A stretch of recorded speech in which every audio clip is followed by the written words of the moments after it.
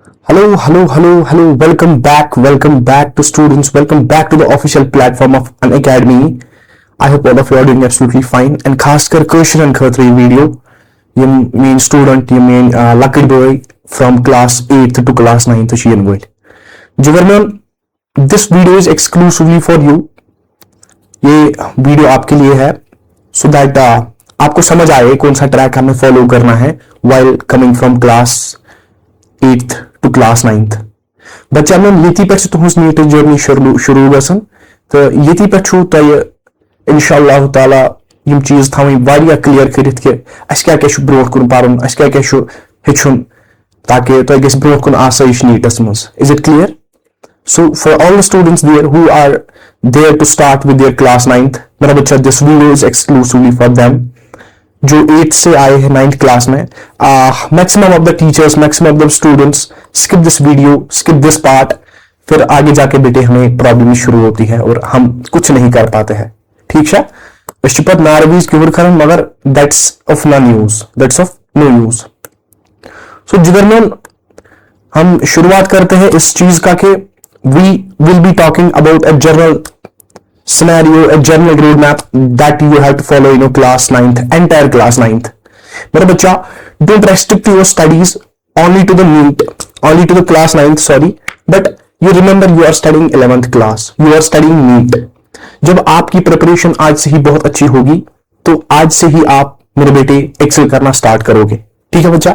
And this video is exclusively for you. मैं आपके 10 minute लूंगा but remember I guarantee you that if you follow this strategy, मेरा बच्चा आपको कोई प्रॉब्लम नहीं इसमें 9th क्लास में नहीं होगी, चाहे किसी भी बोर्ड से हो, लेकिन खासकर मेरे जम्मू कश्मीर के बच्चों के लिए for the JK boards. Is it clear? Is it clear? तो before starting our strategy, before starting our road map, मेरे बेटे I have quoted here that well begun is half done. जब कोई भी चीज आप अच्छे से शुरू करते हो, I know this is the mid of the session, but कभी लेट नहीं होता किसी भी चीज को शुरू करने में. जब आपने ठान ली कि मुझे ये चीज करनी है, सो मेरे बेटे you pull up your socks, you put your best foot forward and उसी के साथ आप अल्लाह ताला पे तवक्कल करके you just start working things on things. ठीक है बच्चा? So well begun is half done. जब आप चीजों को एक असेंबल्ड वे में, जब आप चीजों को एक प्रॉपर वे में करते हो तो मेरे बेटा the results fall in your lab. जो रिजल्ट्स है बच्चे वो आपके लैब में आ जाते हैं. And this is the time when you have to prove your mettle, when you are entering in, it has been a year for you. जब से आप मेरे बेटे क्लास 9th 8th से ही एक कॉम्पिटिटिव रेस में आ गए.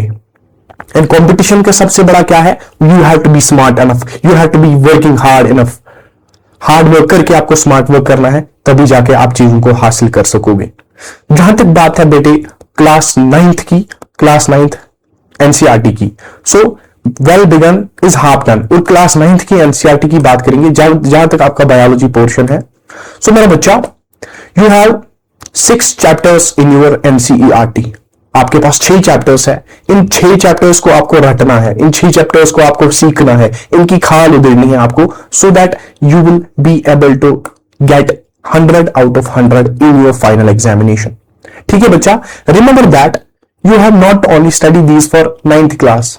खाली 9th के लिए नहीं पढ़ना है बेटे, 11th को मद्देनजर रखो, नीट को मद्देनजर रखो.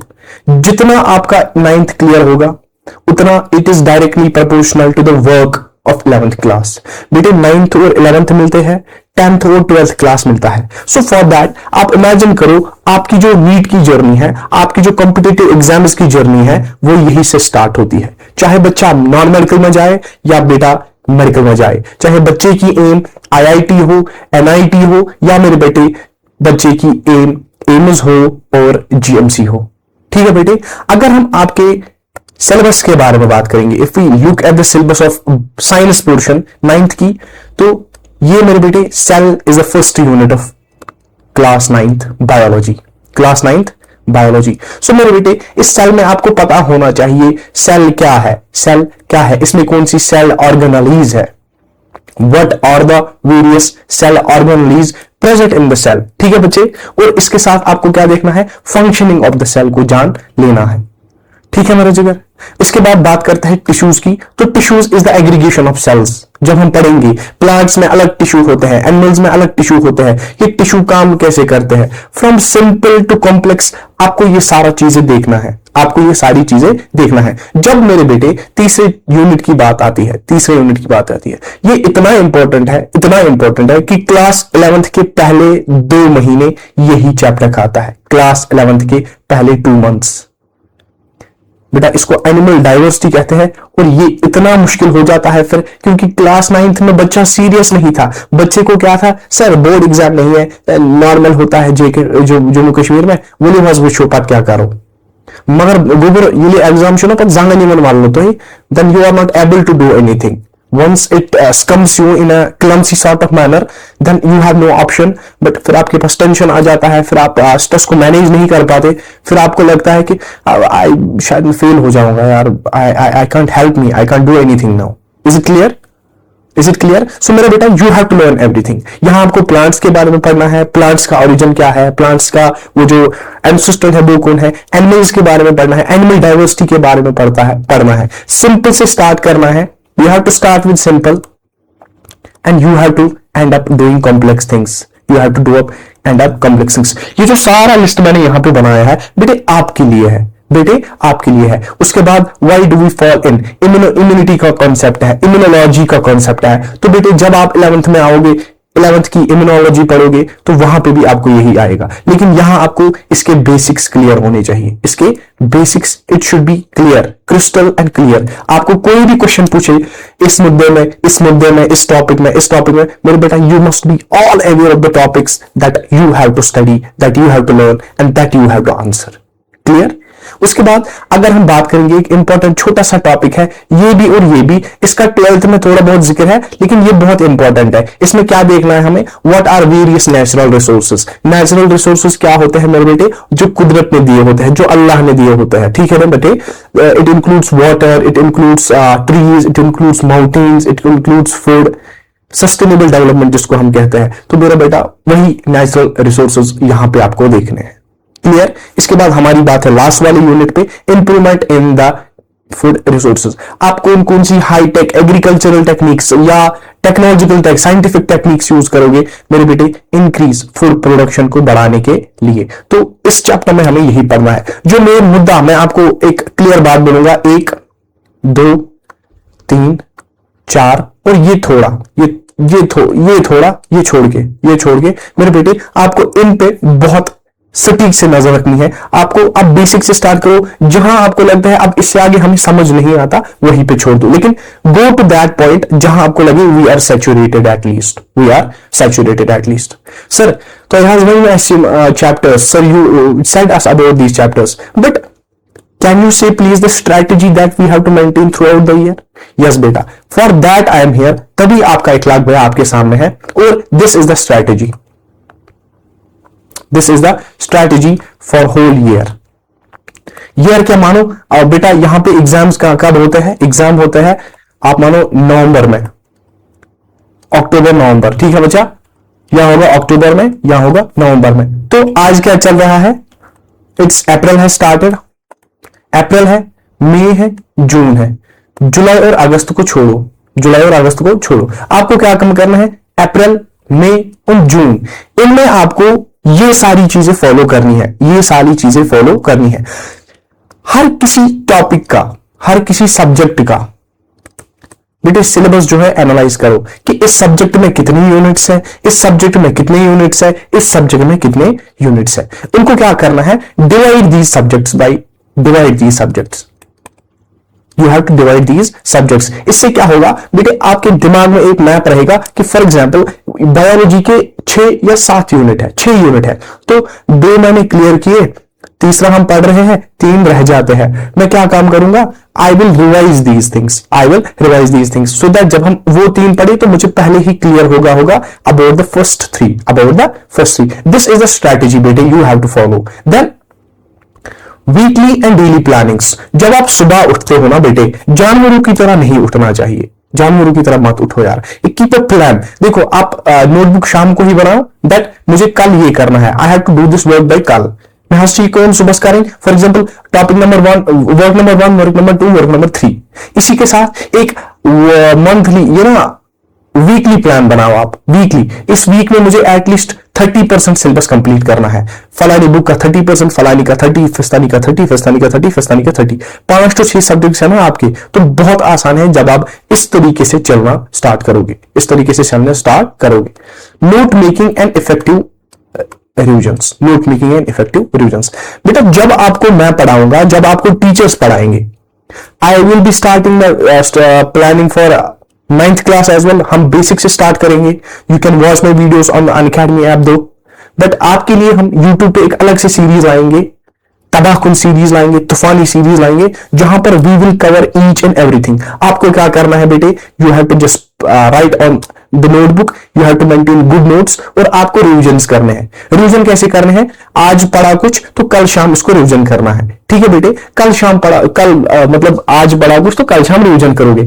उसके बाद क्या करना है, एक वीक के बाद रिविजन करना है। उसके बाद क्या करना है, एक मंथ के बाद रिविजन करना है। बेटा this is the technique, this is the technique जो बड़े बड़े एग्जाम्स को क्रैक करने के लिए it's sufficient. Means that 24 hours के बाद, 1 वीक के बाद और 30 डेज के बाद, 30 डेज के बाद। This is a strategy that you have to follow while learning the things, while learning new classes. ठीक है बच्चे। उसके बाद सॉल्विंग प्रीवियस ईयर पेपर्स।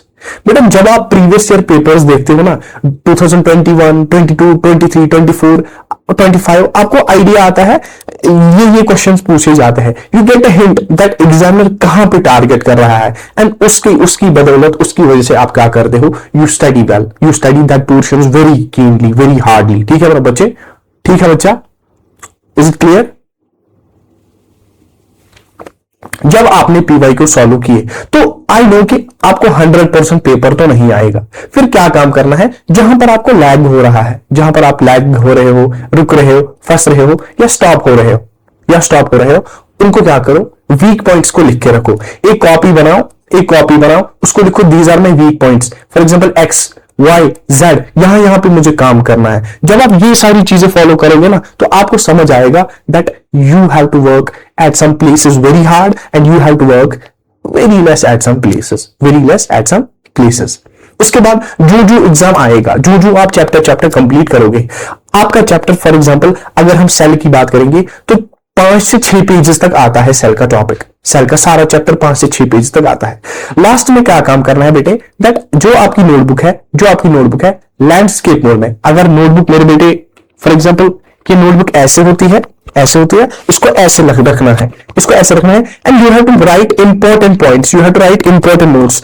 आप अपने नोट्स इस तरीके से बनाओ दैट एग्जाम के दिन जब आप इस नोटबुक को देखोगे ना, इस टॉपिक को देखोगे, इस वर्क को देखोगे, you should get a reminder of everything. आपको सारा आपका लेसन, आपको चैप्टर समझ आना चाहिए। ठीक है बच्चे, you will do it. Math के लिए फॉर्मूला शीट रखो। देखो हर फॉर्मूला याद रखने, ये ना लिखने वाली नहीं है, हर फॉर्मूला याद रखने वाली नहीं है। जहां जहां आपको प्रॉब्लम्स आ रही है, ये फॉर्मूला मुझे नहीं हो रही है, I will do next to it. ठीक है बच्चे, वो काम करो। उसके बाद क्या है, फुल लेंथ रिवीजन। इसके लिए आप कोई स्पेसिफिक टाइम रखो, स्पेसिफिक टाइम। मैं कहूंगा कि वीकली बेसिड पे, हर वीक के बाद रिवीजन, हर वीक के बाद रिवीजन। सैटरडे वीकेंड्स के लिए रिवीजन रखो कि सारा दिन मैं आज बायोलॉजी कंप्लीट करूंगा, सारा दिन मैं आज फिजिक्स कंप्लीट करूंगा, सारा दिन मैं केमिस्ट्री कंप्लीट करूंगा। इस तरीके से क्या रहता है बेटे, once the more you revise the more you gain, the more you gain the more you learn, the more you learn the more you are able to write. और जब आप एग्जाम में लिखोगे तो तबाहकुन लिखोगे मेरे बेटे, एग्जामिनर दंग रह जाएगा जब आपने इतने सारे रिविजन्स किए होंगे। ठीक है बच्चे, this was a strategy for all of you regarding your class 9th। उम्मीद है कि आप you will study very hard and you will work very hard so that आप खुद को स्टेट टॉपर्स में देखो, सो दैट आप खुद को आगे जाके future doctors, future engineers, future IITs में देखो। ठीक है बच्चे, I wish everybody a good luck. रब धन्यवाद, सलामत रहिए। With this I will wind up the lecture and we will meet in a series that I am going to launch for class 9th after some days. तब तक के लिए मेरे बेटे रब तो सलामत। I wish everybody a good luck. Thank you so much. Until next time. आबाद।